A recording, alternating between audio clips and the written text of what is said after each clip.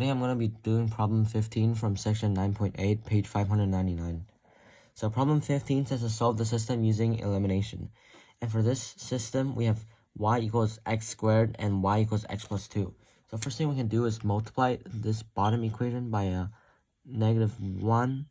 So we have y equals x squared and distribute the -1. So we have negative y equals negative x minus 2. And as you can see, in this way, the y variable eliminates or cancels out, and this side just becomes 0. And then we have to bring the x squared down. And remember, we cannot combine x squared with negative x because they have different powers and are not like terms, so we can just write them separately. So x squared minus x minus 2. And we can just factor this.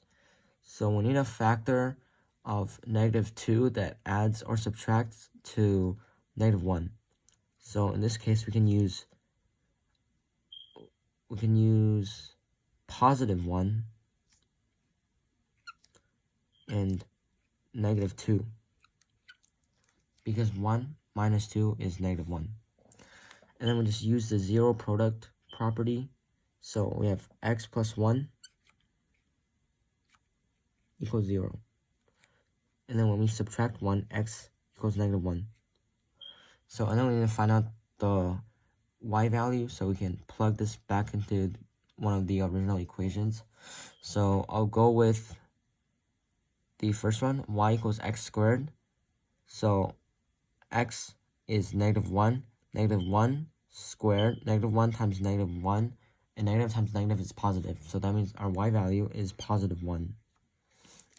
And then we have x minus 2 equals 0. And then when we add 2 to both sides, we have x equals +2. And then we plug this in. So x equals 2. 2 squared is 4. So our y value is 4. So our answers are -1, +1, and 2 and 4.